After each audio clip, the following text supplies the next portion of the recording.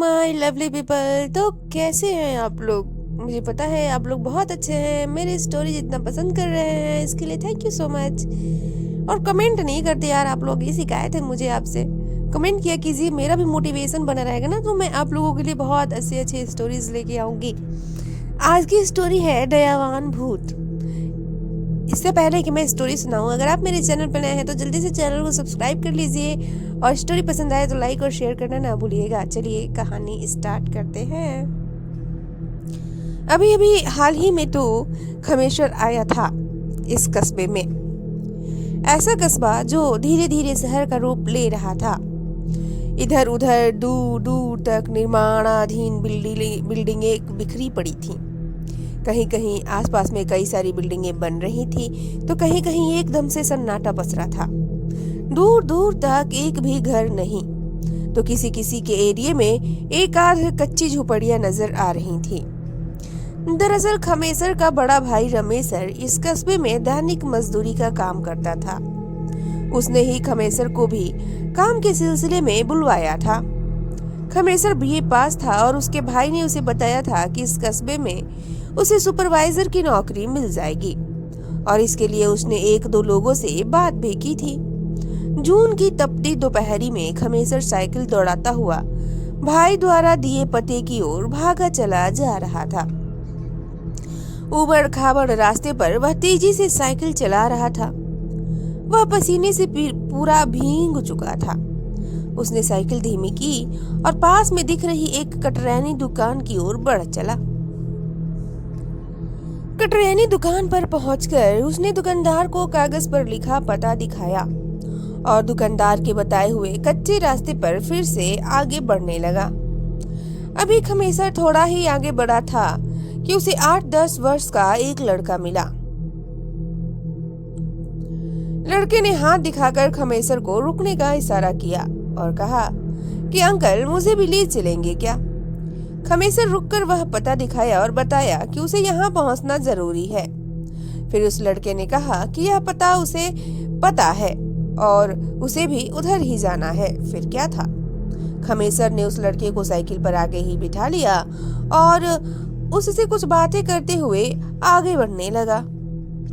लगभग 5-7 मिनट के बाद लड़के ने खमेसर को एक बन रही बिल्डिंग की तरफ इशारा करते हुए बताया कि यह वही बिल्डिंग है जिसका पता आप पूछ रहे हैं। फिर लड़के ने कहा कि अंकल पहले आप अपना काम कर लें, फिर मेरा घर थोड़ा और आगे है, वहां मुझे छोड़ देना। खमेसर ने हामी भर दी और अपनी साइकिल को उस बन रही बिल्डिंग की तरफ मोड़ दी। बिल्डिंग के पास पहुंचते ही उसे एक आदमी मिल गया जो शायद वॉचमैन था। खमेसर ने उस व्यक्ति को वह कागज दिखाया और पूछा कि यह पता यहीं का है ना? वॉचमैन ने हाँ करके पूछा कि आपको किससे मिलना है? इस पर खमेसर ने वॉचमैन से कहा कि मिसिर जी से। वॉचमैन ने कहा कि मिसिर जी तो यहीं थे पर अभी निकल गए, अब वे 1 घंटे के बाद ही मिलेंगे। कोई बात नहीं, मैंने फिर से 1 घंटे में आ जाऊंगा। जब मिसिर जी आ जाए तो आप बता दीजिएगा कि रमेसर का छोटा भाई खमेसर आया था। मैं जरा इस बच्चे को इसके घर पर छोड़कर आता हूँ। वॉचमैन ने पूछा कि किस बच्चे को? इस पर खमेसर ने उस 8-10 वर्षीय बच्चे की तरफ इशारा करते हुए कहा कि इसे।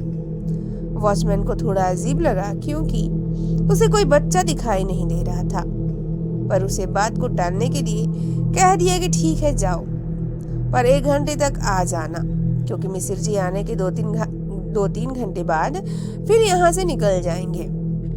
खमेसर हामी भरते हुए साइकिल मोड़ने लगा। अभी भी वॉचमैन मुंह सिकोड़ते हुए खमेसर को देखे जा रहा था। खमेसर बच्चे के बताए हुए रास्ते पर फिर से साइकिल दौड़ाने लगा। लगभग 20-25 मिनट साइकिल दौड़ाने के बाद वह एक सुनसान इलाके में पहुंचा। इस इलाके की जमीन पूरी तरह से उबड़ खाबड़ और जंगली थी। जगह जगह झाड़ियां आदि उगी हुई थी, कहीं कहीं कुछ छोटे बड़े गड्ढे भी थे। खमेसर ने कौतूहल से उस बच्चे से पूछा कि क्या तुम इस इलाके में रहते हो? बच्चे ने कहा हाँ अंकल, मैं इस इलाके में रहता हूँ। फिर सामने एक खंडहर जैसी जगह की ओर इशारा करते हुए कहा कि अंकल मैं यहीं रहता हूँ, आप मुझे यहीं छोड़ दीजिए, अब मैं चला जाऊंगा। खमेसर के दिमाग में तो मिसिर जी से मिलना है, कहीं देर ना हो जाए, यही बात चल रही थी। उसने बच्चे से और कुछ पूछे बिना बच्चे को वहीं उतारकर तेजी से साइकिल मोड़कर फिर उसी रास्ते पर वापस दौड़ाने लगा। 20-25 मिनट साइकिल दौड़ाने के बाद वह फिर से अपने पते पर आ गया। वॉचमैन ने बताया कि मिसिर जी आ गए हैं और इतना कहते हुए वह उसे लेकर उस बन रही बिल्डिंग के अंदर पहुंचा। अंदर मिसिर जी कुछ लोगों से बात कर रहे थे। वॉचमैन द्वारा परिचय कराए जाने के बाद खमेसर ने मिसिर जी की बुलग्गी की। फिर बातचीत हुई और मिसिर जी के ये कहने के बाद कि कल से तुम काम पर आ जाना, प्रसन्न मन से खमेसर मिसिर जी का धन्यवाद करते हुए उस बिल्डिंग से बाहर निकल गया। बिल्डिंग से बाहर निकलने के बाद खमेसर काफी शांति महसूस कर रहा था, क्योंकि वह लगभग 10-12 दिनों से काम की तलाश में इधर उधर भाग रहा था। वह साइकिल के पास आकर स्टैंड पर से साइकिल उतारा और उसे डुगराते हुए ही आगे बढ़ने लगा। उसे अब थोड़ी भूख भी सता रही थी, क्योंकि लगभग 11-12 बजे का निकला था और अभी तक एक बूंद पानी भी नहीं पिया था। साइकिल डुगराते डुगराते वह फिर से उसी कटरैनी दुकान के पास गया।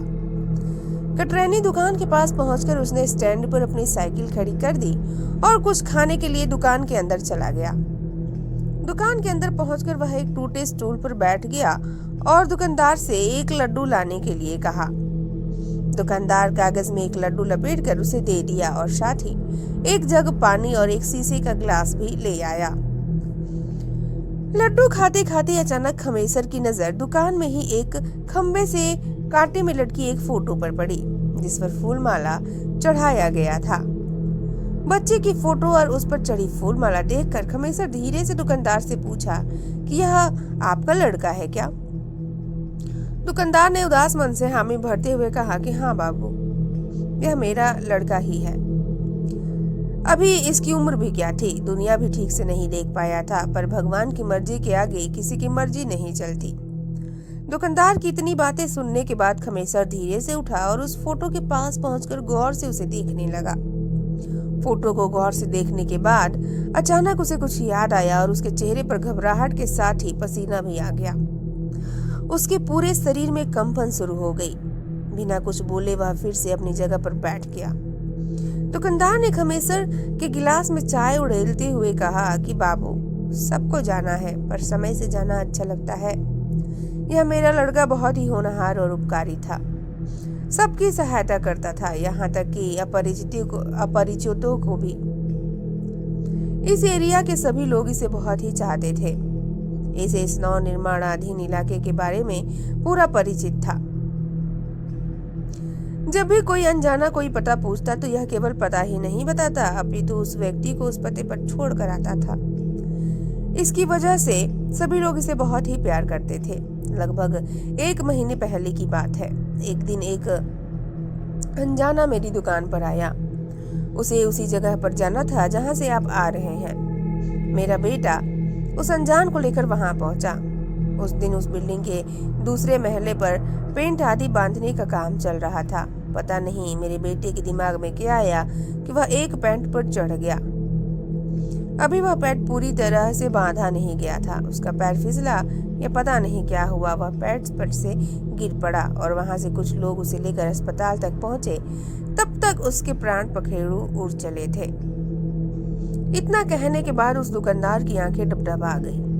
अब खमेसर थोड़ा आराम महसूस कर रहा था, पर वह सोच नहीं पा रहा था कि इस दुकानदार को कैसे बताए कि अभी इसी लड़के ने उसे उस पते तक पहुंचाया था। अभी खमेसर कुछ बोले इससे पहले ही वह दुकानदार फिर बोल पड़ा, बाबू, फिर हमने इसे अपने बच्चे को मुर्दहिया पर ले जाकर दफना दिया। दुकानदार ने बातें ही बातों में यह भी बता दिया कि यह मुर्दहिया आप जो पता पूछे थे उसके थोड़ा दूर आगे ही है। फिर अचानक खमेसर के भी आंसू निकल पड़े और वह रोते हुए दुकानदार से कहा कि काका, यह लड़का आज ही हमें उस पते पर पहुंचाया और फिर इसे मैंने मुर्दहिया पर ले जाकर छोड़ दिया, क्योंकि यह लड़का बता रहा था कि यह वहीं रहता है, पर मैं इसके साथ इसके रहने की जगह पर नहीं गया था। अब तो वह दुकानदार और भी फूट फूट कर रोने लगा और कहने लगा कि बाबू, जरूर वह मेरा मुन्ना ही होगा, क्योंकि कल भी इसने किसी को किसी के पते पर पहुंचाया था। पर जब उस व्यक्ति ने बताया था तो मैं बोल पड़ा था कि यह नहीं हो सकता, क्योंकि मेरा मुन्ना को गए 2 महीनों हो गए हैं। पर आज जब आपके साथ भी यह घटना घटी तो अब मुझे यकीन हो गया है कि वह मेरा मुन्ना ही होगा और वह मुद्दहिया से आकर अपनी इस दुकान के आसपास ही रहता होगा। अभी दुकानदार और खमेसर की बात चल ही रही थी कि खमेसर के पते वाला वह वॉचमैन भी चाय पीने वहां आ गया। उसे देखते ही दुकानदार उसे चाय देने लगा। वॉचमैन ने चाय पीते हुए खमेसर से पूछा कि बाबू, एक बात बताइए, जब आप मेरे पास गए थे तो मैंने तो किसी को भी आपके साथ नहीं देखा था, फिर भी आप बोल रहे थे कि इस बच्चे को छोड़ने जा रहा हूँ। उस समय मैं कुछ समझ नहीं पाया था। इस पर दुकानदार फिर से रो पड़ा और कहा कि वॉचमैन बाबू, वह मेरा मुन्ना था और इसलिए शायद आपको दिखाई नहीं दिया। अब वॉचमैन को भी सारी बातें क्लियर हो गई थी, क्योंकि उसने पिछले 15-20 दिनों में कितने अपरिचितों को कहते सुना था कि बच्चे को छोड़कर आ रहा हूं।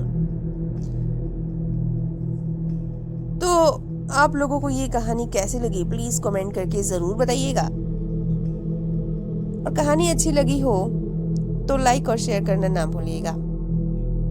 चलिए, आप लोगों से मैं मिलती हूँ नेक्स्ट मजेदार स्टोरी के साथ। तब तक के लिए बाय बाय, टेक केयर, और हाँ, चैनल को सब्सक्राइब जरूर कर दीजिएगा।